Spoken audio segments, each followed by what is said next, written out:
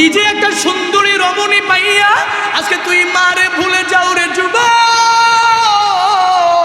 নিজে একটা সুন্দর রমণী পাইয়া, সুন্দরী আর সন্তানাদি পাইয়া ওই বাবারে ভুলে যাও। ঢাকার শহরের বড় বড় বড় বড় বিল্ডিং এ তুমি ঘুমাও, ওই মায়ের খবর নিলা না, ওই বাবার খবর নিলা না। শ্বশুরে নিয়া, শাশুড়িরে নিয়া, শালিদেরকে নিয়া শ্বশুর বাড়ির আত্মীয় স্বজনরে নিয়া কত সুন্দর করে করে করে করে তুমি চলাফেরা করলা।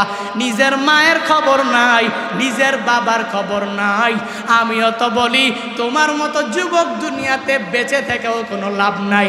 যেই যুবক এত বড় নিমক হারাম, যেই মা এত কষ্ট করে লালন পালন করলেন মায়ের খবর নিলা না, যেই বাবা এত কষ্ট করে করে লালন পালন করলেন খবর নিলা না।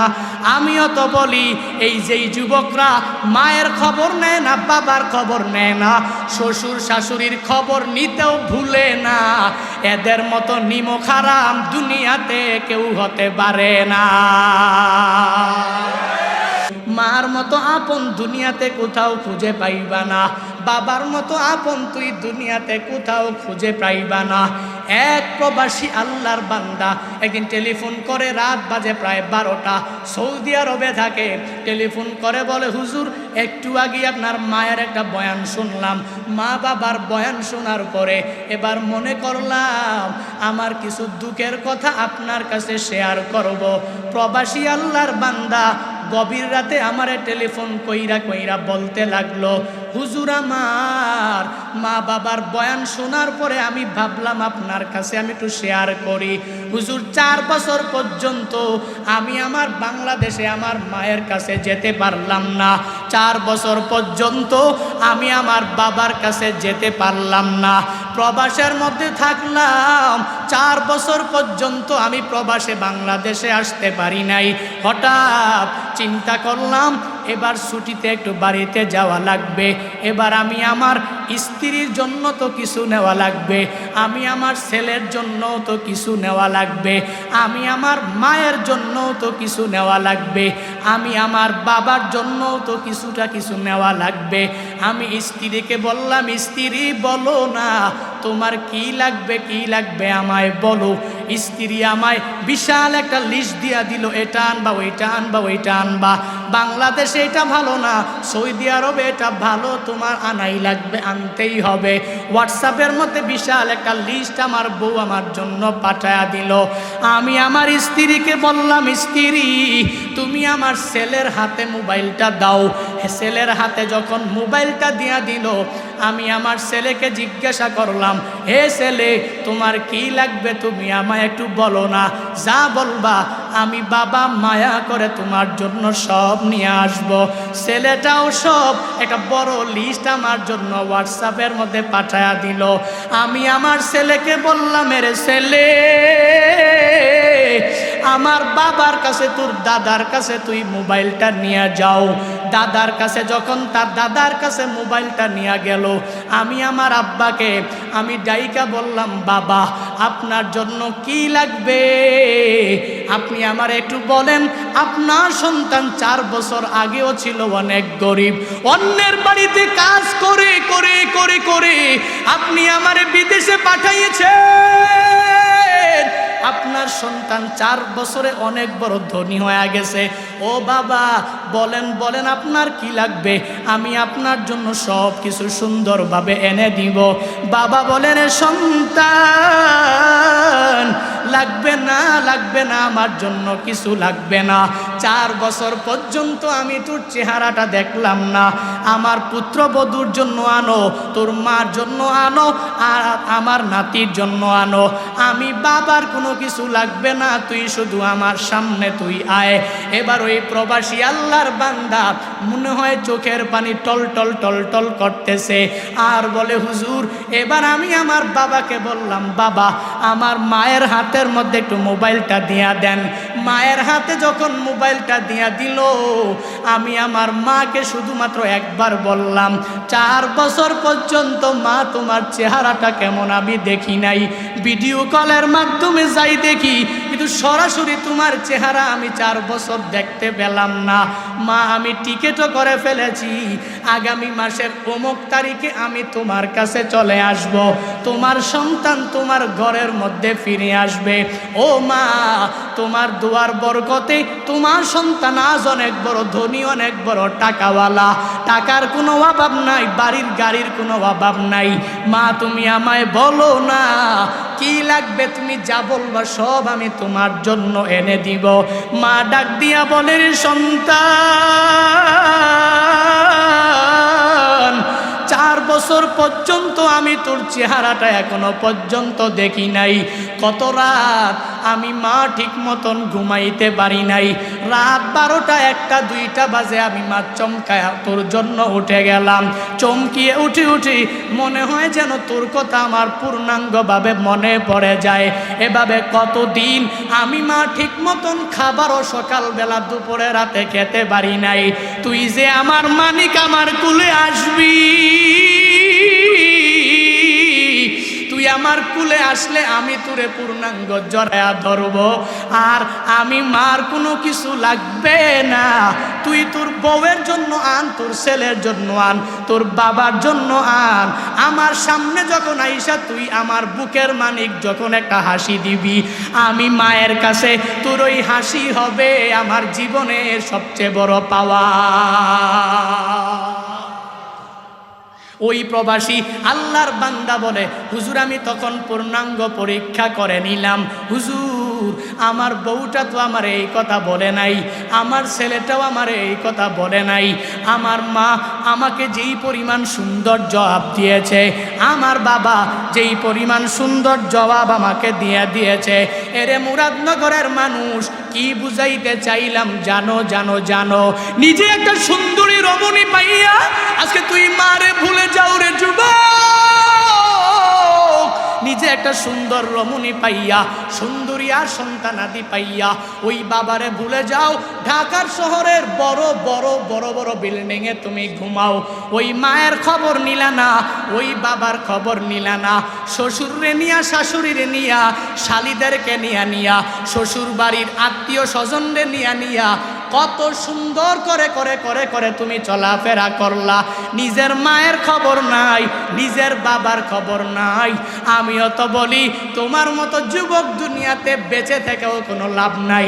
যেই যুবক এত বড় নিমক হারাম, যেই মা এত কষ্ট করে লালন পালন করলেন মায়ের খবর নিলা না, যেই বাবা এত কষ্ট করে করে লালন পালন করলেন খবর নিলা না।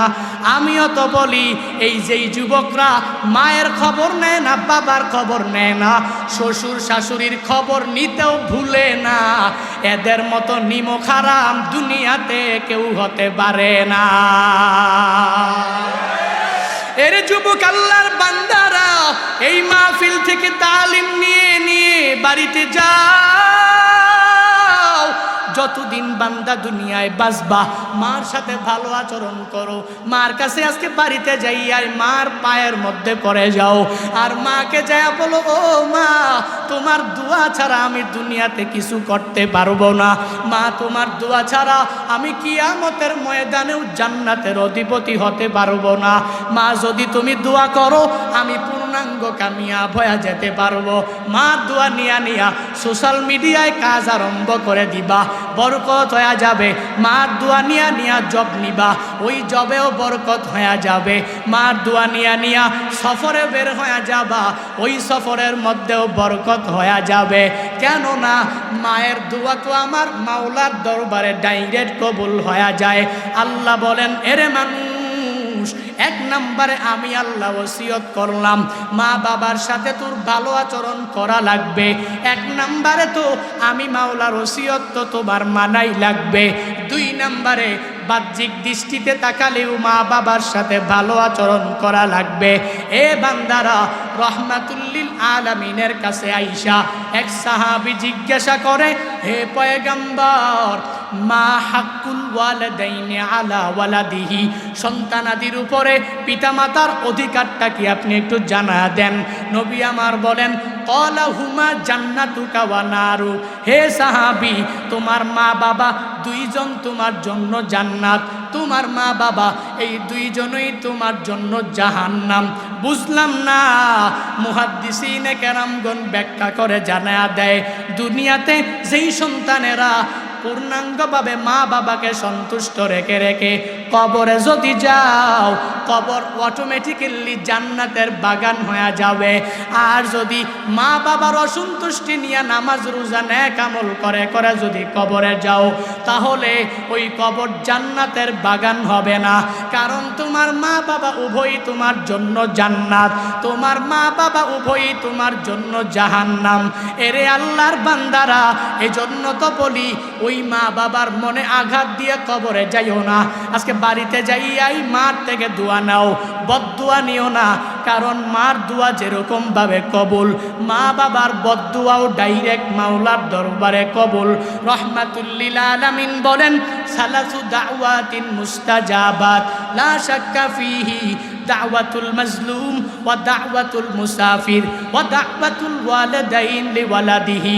রহমাতুল লিল আলামিন জানা দেন, তিন ব্যক্তির দোয়া আমার মাওলার দরবারে ডাইরেক্ট কবুল হয়ে যায়। আল্লাহ বলেন, ওয়াসাইনাল ইনসান, হে মানুষ আমি আল্লাহ ওসিয়ত করলাম তোমার মা বাবার সাথে সর্বাবস্থায় তুমি ভালো আচরণ করো। আল্লাহ বলেন, আমি আল্লাহ ওসিয়ত করলাম মা বাবার সাথে সর্বাবস্থায় তোমার ভালো আচরণ করাই লাগবে। তো কেন করবা? এক নম্বরে আমি মাওলার পক্ষ থেকে ওসিয়ত তো তোমার মানাই লাগবে। কেননা আমি মাওলা তোমার রব, এজন্যই তো মা বাবার সাথে তোমার ভালো আচরণ করা লাগবে। আমি আল্লাহ ওসিয়ত করেছি, তুই কেন মানবি না? আমি আল্লাহ কি তোকে আসমান দেই নাই, জমিন দেই নাই? আমি আল্লাহ কি এত সুন্দর করে তোরে বানাই নাই? তো আমি আল্লাহ সব কিছু তোর জন্য দিলাম, তোর জন্য আমি আল্লাহ বানাইলাম। এই সব কিছু দেওয়ার পরে যখন আমি আল্লাহ তোকে আদেশ করব, তোর এটা মানা লাগবে তো মানাই লাগবে।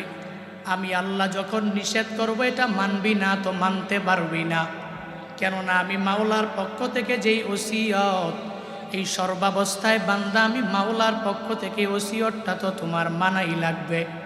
আল্লাহ বলেন, আমি আল্লাহ ইনসানের কাছে পূর্ণাঙ্গ ওসিয়ত করলাম, ইনসান মা বাবার সাথে সর্বাবস্থায় ভালো আচরণ করবে। কশ্চিনকালেও ইনসান মা বাবার সাথে অন্যায় আচরণ করবে না, মা বাবার সাথে কশ্চিনকালেও কোনো খারাপ আচরণ করবে না। মা বাবা যদি দুর্বল হয় অথবা গরিব হয়, ওই মা বাবাকে যদি যুবকরা যায় বলে, ও আব্বা জান আম্মা জান আমাকে একটা দামি বাইক কিনে দিবেন, দামি আইফোন মোবাইল কিনা দিবেন, তো মা বাবা যদি বলে আমরা গরিব, টাকা নাই, কোনো রকম চলতে পারি, তুই কোনো রকম চল, আমরা তোকে দিব, তবে পরে দিব, এখন পারবো না। তখন আল্লাহর ওসিয়ত অনুযায়ী মা বাবা যেটা বলবে ওটাতেই আলহামদুলিল্লাহ বলে মেনে নেওয়া লাগবে। এর বান্দা কশ্চিনকালেও মার সাথে বাবার সাথে কশ্চিনকালেও খারাপ আচরণ করা যাবে না। কারণ আমার রবের পক্ষ থেকে পূর্ণাঙ্গ ওসিয়তটা তো তোমার মানাই লাগবে। কেমনে মানবারে গুলাম? মা বাবার সাথে কি পরিমাণ ভালো আচরণ তোমার করা লাগবে জানো জানো জানো। ফেসবুকের মধ্যে কয়েকদিন যাবৎ দেখি একটা পোস্ট আমার সামনে বারংবার পড়ে। এক আল্লাহর বান্দি কলেজ পড়ুয়া ছাত্রী তার বাবার কাছে চাইলো, বাবা একটা ল্যাপটপ তুমি আমারে কিনা দাও।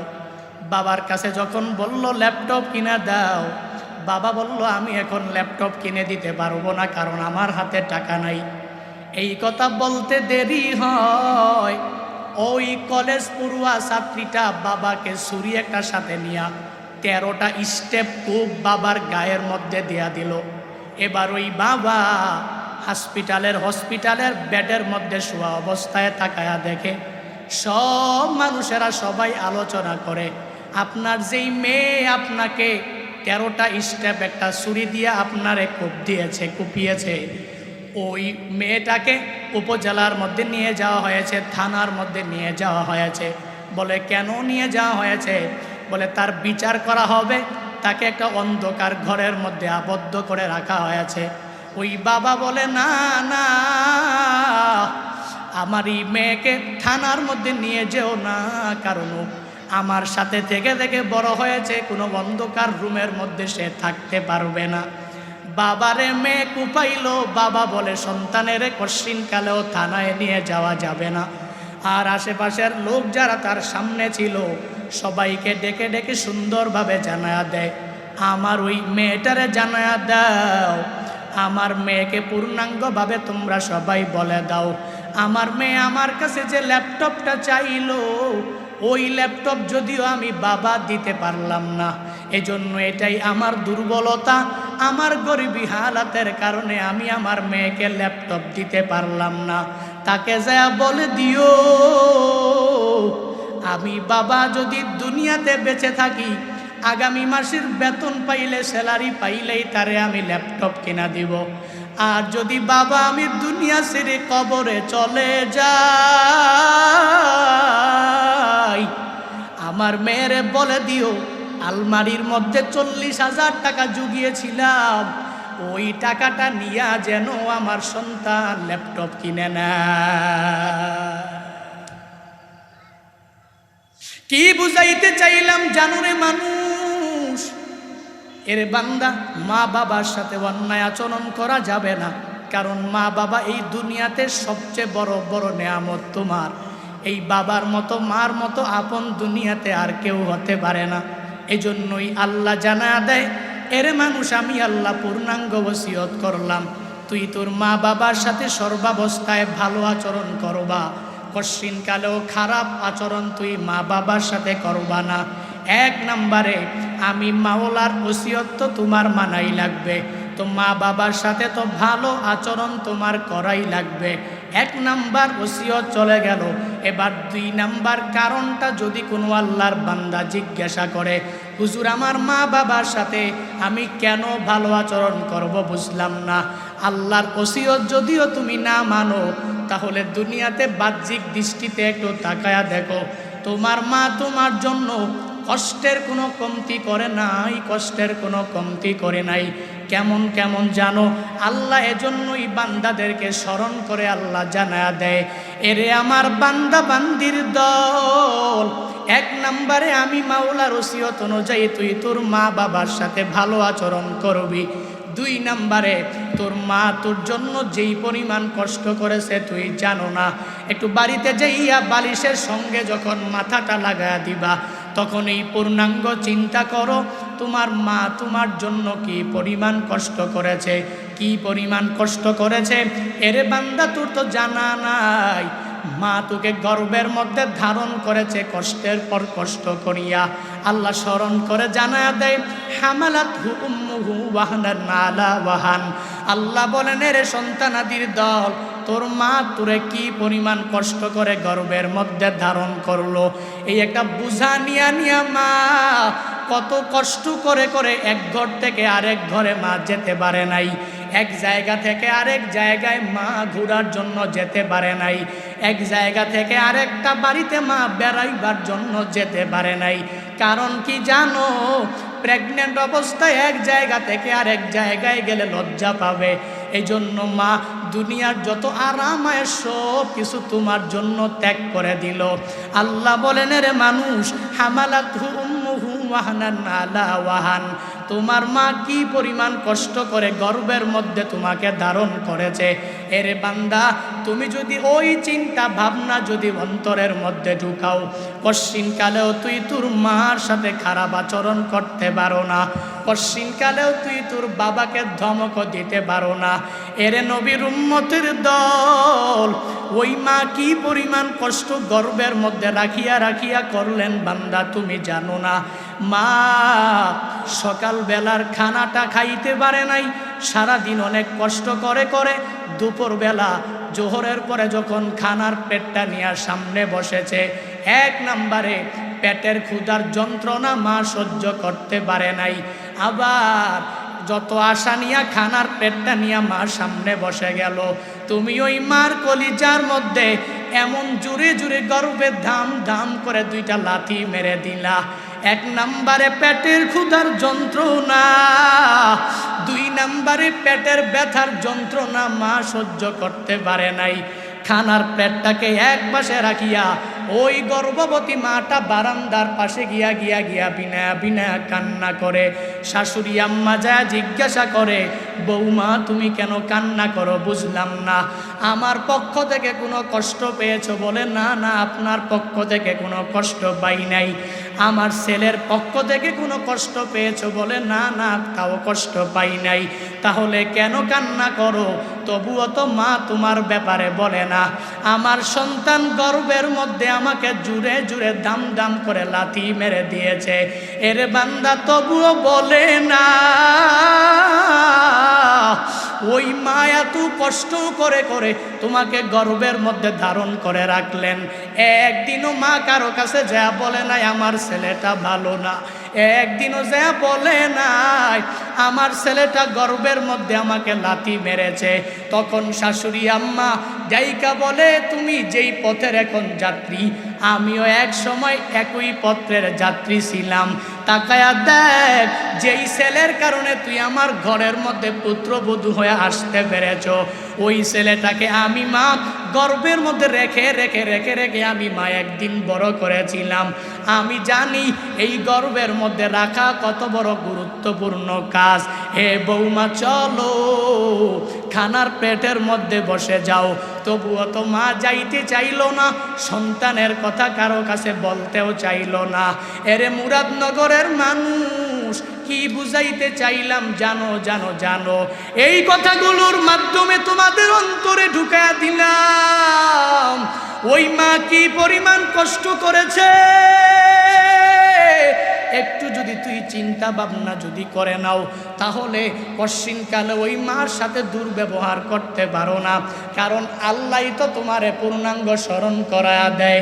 এরে আমার বান্দারা, এক নম্বরে আমি মাওলার ওসিয়ত অনুযায়ী মা বাবার সাথে ভালো আচরণ করা লাগবে।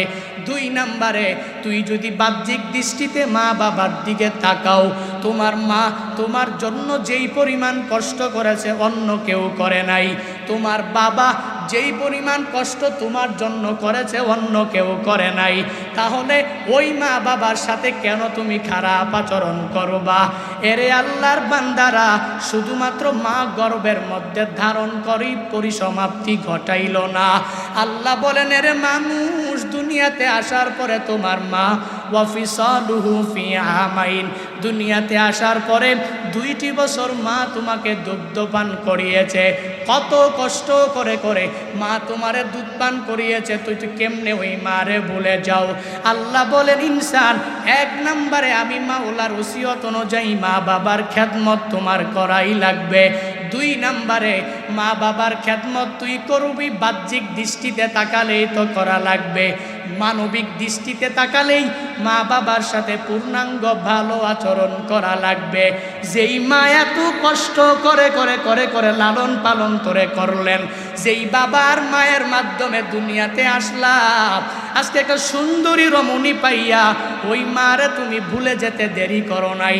আজকে একটা সুন্দরী রমণী পাইয়া ওই বাবারে তুই ভুলে যেতে একটুও দ্বিধা করলি না। ঢাকার শহরে বাড়ি গাড়ির কোনো অভাব নাই, কিন্তু মা থাকে বাড়ি, বাবাও থাকে বাড়ি। একবারও বলে না মা তুমি আমার বাসায় থাকবা, একবারও বলে না বাবা তুমি আমার গুলশানের ফ্ল্যাটের মধ্যে থাকবা। কেন বলে না?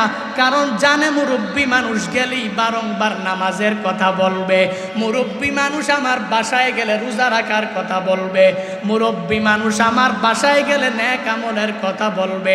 এজন্য মাকে ঢাকার বাসায় নিয়ে যায় না, বাবাকে ঢাকার বাসায় নিয়ে যায় না, এরকম ধনী সমাজে আছে না? না, এই মানুষগুলো তো ভালো না রে মানুষ।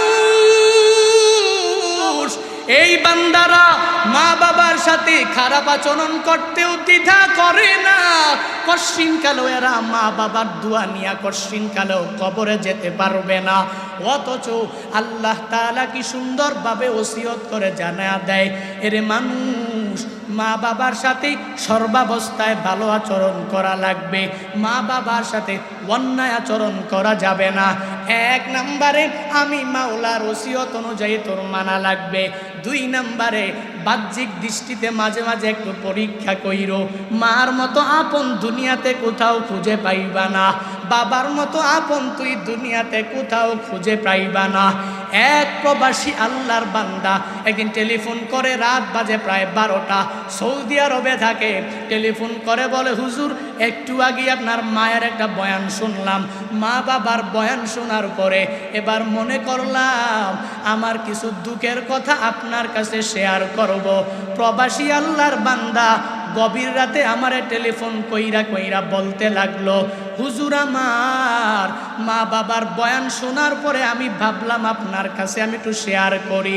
হুজুর 4 বছর পর্যন্ত আমি আমার বাংলাদেশে আমার মায়ের কাছে যেতে পারলাম না। 4 বছর পর্যন্ত আমি আমার বাবার কাছে যেতে পারলাম না। প্রবাসের মধ্যে থাকলাম, 4 বছর পর্যন্ত আমি প্রবাসে বাংলাদেশে আসতে পারি নাই। হঠাৎ চিন্তা করলাম এবার ছুটিতে একটু বাড়িতে যাওয়া লাগবে। এবার আমি আমার স্ত্রীর জন্য তো কিছু নেওয়া লাগবে, আমি আমার ছেলের জন্য তো কিছু নেওয়া লাগবে, আমি আমার মায়ের জন্য তো কিছু নেওয়া লাগবে, আমি আমার বাবার জন্য তো কিছু নেওয়া লাগবে। আমি স্ত্রীকে বললাম, স্ত্রী বলো না তোমার কি লাগবে আমায় বলো। স্ত্রী আমায় বিশাল একটা লিস্ট দিয়া দিল, এটা আনবা ওইটা আনবা ওইটা আনবা, বাংলাদেশে এটা ভালো না, সৌদি আরবে এটা ভালো, তোমার আনাই লাগবে, আনতেই হবে। হোয়াটসঅ্যাপের মধ্যে বিশাল একটা লিস্ট আমার বউ আমার জন্য পাঠায়া দিল। আমি আমার স্ত্রীকে বললাম, স্ত্রী তুমি আমার ছেলের হাতে মোবাইলটা দাও। ছেলের হাতে যখন মোবাইলটা দিয়া দিল, আমি আমার ছেলেকে জিজ্ঞাসা করলাম, হে ছেলে তোমার কি লাগবে তুমি আমায় একটু বলো না, যা বলবা আমি বাবা মায়া করে তোমার জন্য সব নিয়ে আসব। ছেলেটাও সব একটা বড় লিস্ট আমার জন্য হোয়াটসঅ্যাপের মধ্যে পাঠায়া দিল। আমি আমার ছেলেকে বললাম, এরে ছেলে আমার বাবার কাছে তোর দাদার কাছে তুই মোবাইলটা নিয়ে যাও। দাদার কাছে যখন তার দাদার কাছে মোবাইলটা নিয়ে গেল, আমি আমার আব্বাকে আমি ডাইকা বললাম, বাবা আপনার জন্য কি লাগবে আপনি আমার একটু বলেন। আপনার সন্তান 4 বছর আগেও ছিল অনেক গরিব, অন্যের বাড়িতে কাজ করে করে করে করে আপনি আমারে বিদেশে পাঠাইয়েছেন। আপনার সন্তান 4 বছরে অনেক বড় ধনী হয়ে গেছে। ও বাবা বলেন বলেন আপনার কি লাগবে, আমি আপনার জন্য সব কিছু সুন্দরভাবে এনে দিব। বাবা বলেন, সন্তান লাগবে না আমার জন্য কিছু লাগবে না। 4 বছর পর্যন্ত আমি তোর চেহারাটা দেখলাম না, আমার পুত্রবধূর জন্য আনো, তোর মার জন্য আনো, আর আমার নাতির জন্য আনো। আমি বাবার কোনো কিছু লাগবে না, তুই শুধু আমার সামনে তুই আয়। এবার ওই প্রবাসী আল্লাহর বান্দা মনে হয় চোখের পানি টল টল টল টল করতেছে, আর বলে, হুজুর এবার আমি আমার বাবাকে বললাম, বাবা আমার মায়ের হাতের মধ্যে একটু মোবাইলটা দিয়া দেন। মায়ের হাতে যখন মোবাইলটা দিয়া দিল, আমি আমার মাকে শুধুমাত্র একবার বললাম, 4 বছর পর্যন্ত মা তোমার চেহারাটা কেমন আমি দেখি নাই, ভিডিও কলের মাধ্যমে যাই দেখি, কিন্তু সরাসরি তোমার চেহারা আমি 4 বছর দেখতে পেলাম না। মা আমি টিকেটও করে ফেলেছি, আগামী মাসের অমুক তারিখে আমি তোমার কাছে চলে আসব, তোমার সন্তান তোমার ঘরের মধ্যে ফিরে আসবে। ও মা তোমার দুয়ার বরকতে তোমার সন্তান আজ অনেক বড় ধনী, অনেক বড় টাকাওয়ালা, টাকার কোনো অভাব নাই, বাড়ির গাড়ির কোনো অভাব নাই। মা তুমি আমায় বলো না কি লাগবে, তুমি যা বলবা সব আমি তোমার জন্য এনে দিব। মা ডাক দিয়া বলে, সন্তান 4 বছর পর্যন্ত আমি তোর চেহারাটা এখনো পর্যন্ত দেখি নাই। কত রাত আমি মা ঠিক মতন ঘুমাইতে পারি নাই, রাত 12টা 1টা 2টা বাজে আমি মা চমকায় তোর জন্য উঠে গেলাম। চমকিয়ে উঠে উঠে মনে হয় যেন তোর কথা আমার পূর্ণাঙ্গভাবে মনে পড়ে যায়। এভাবে কতদিন আমি মা ঠিক মতন খাবারও সকালবেলা দুপুরে রাতে খেতে পারি নাই। তুই যে আমার মানিক, আমার কুলে আসবি, তুই আমার কুলে আসলে আমি তোরে পূর্ণাঙ্গ জড়ায়া ধরব, আর আমি মার কোনো কিছু লাগবে না। তুই তোর বউয়ের জন্য আন, তোর ছেলের জন্য আন, তোর বাবার জন্য আন। আমার সামনে যখন আইসা তুই আমার বুকের মানিক যখন একটা হাসি দিবি, আমি মায়ের কাছে তোর ওই হাসি হবে আমার জীবনের সবচেয়ে বড় পাওয়া।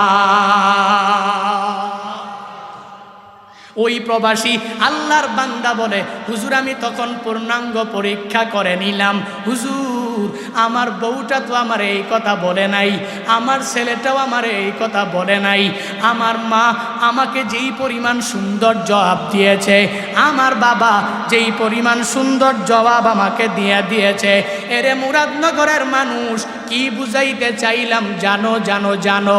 নিজে একটা সুন্দরী রমণী পাইয়া আজকে তুই মারে ভুলে যাও রে যুবক। নিজে একটা সুন্দর রমণী পাইয়া, সুন্দরী আর সন্তানাদি পাইয়া ওই বাবারে ভুলে যাও। ঢাকার শহরের বড় বড় বড় বড় বিল্ডিং এ তুমি ঘুমাও, ওই মায়ের খবর নিলা না, ওই বাবার খবর নিলা না। শ্বশুরে নিয়া, শাশুড়িরে নিয়া, শালিদেরকে নিয়া শ্বশুর বাড়ির আত্মীয় স্বজনরে নিয়া কত সুন্দর করে করে করে করে তুমি চলাফেরা করলা, নিজের মায়ের খবর নাই, নিজের বাবার খবর নাই। আমিও তো বলি তোমার মতো যুবক দুনিয়াতে বেঁচে থেকেও কোনো লাভ নাই। যেই যুবক এত বড় নিমক হারাম, যেই মা এত কষ্ট করে লালন পালন করলেন মায়ের খবর নিলা না, যেই বাবা এত কষ্ট করে করে লালন পালন করলেন খবর নিলা না। আমিও তো বলি এই যেই যুবকরা মায়ের খবর নেয় না, বাবার খবর নেয় না, শ্বশুর শাশুড়ির খবর নিতেও ভুলে না, এদের মতো নিমক হারাম দুনিয়াতে কেউ হতে পারে না। এর যুবক আল্লাহর বান্দারা এই মাহফিল থেকে তালিম নিয়ে বাড়িতে যাও। যতদিন বান্দা দুনিয়ায় বাঁচবা মার সাথে ভালো আচরণ করো। মার কাছে আজকে বাড়িতে যাইয়াই মার পায়ের মধ্যে পড়ে যাও, আর মাকে যায় বলো, ও মা তোমার দোয়া ছাড়া আমি দুনিয়াতে কিছু করতে পারবো না। মা তোমার দোয়া ছাড়া আমি কিয়ামতের ময়দানেও জান্নাতের অধিপতি হতে পারবো না। মা যদি তুমি দোয়া করো আমি পূর্ণাঙ্গ কামিয়াব হয়ে যেতে পারবো। মার দোয়া নিয়া সোশ্যাল মিডিয়ায় কাজ আরম্ভ করে দিবা, বরকত হয়ে যাবে। মার দোয়া নিয়া জব নিবা, ওই জবেও বরকত হয়ে যাবে। মার দোয়া নিয়া সফরে বের হয়ে যাবা, ওই সফরের মধ্যেও বরকত হয়ে যাবে। কেননা মায়ের দোয়া তো আমার মাওলার দরবারে ডাইরেক্ট কবুল হয়ে যায়। আল্লাহ বলেন, এরে মানুষ, এক নম্বরে আমি আল্লাহ ওসিয়ত করলাম মা বাবার সাথে তোর ভালো আচরণ করা লাগবে। এক নম্বরে তো আমি মাওলার ওসিয়ত তো তোমার মানাই লাগবে।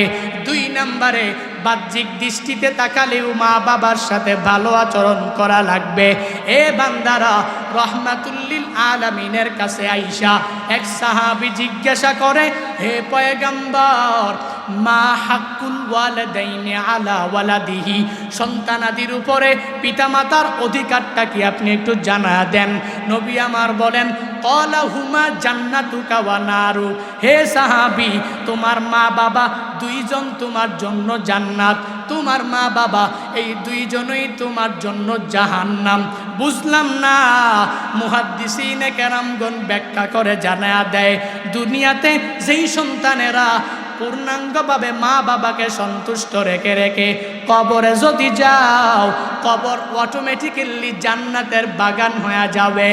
আর যদি মা বাবার অসন্তুষ্টি নিয়ে নামাজ রোজা নেক আমল করে যদি কবরে যাও, তাহলে ওই কবর জান্নাতের বাগান হবে না। কারণ তোমার মা বাবা উভয়ই তোমার জন্য জান্নাত, তোমার মা বাবা উভয়ই তোমার জন্য জাহান্নাম। এরে আল্লাহর বান্দারা, এজন্য তো বলি ওই মা বাবার মনে আঘাত দিয়ে কবরে যাইও না।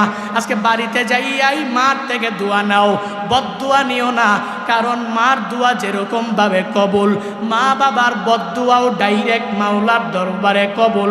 রহমাতুল্লিল আলামিন বলেন, সালাসু দাওয়াতিন মুস্তাজাবাত লা শাক্কা ফিহি দাওয়াতুল মাজলুম ওয়া দাওয়াতুল মুসাফির ওয়া দাওয়াতুল ওয়ালিদাইন লিওয়ালাদিহি।